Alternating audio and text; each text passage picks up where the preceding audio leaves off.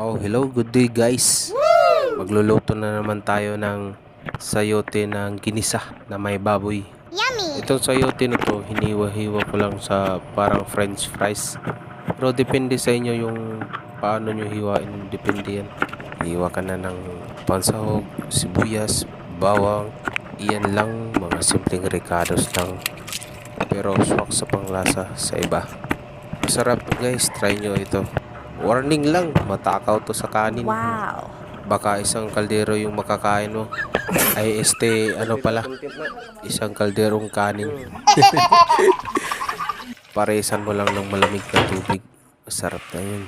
Sa tanghalian, mas gagana yung kain nyo dito. Tapos sabay nood TV. Tapos pag nag-brown yung baboy, ihalo mo na yung sayote. Wow! Tapos pag nalagay mo na, halo mo lang yan. Halo, halo, halo.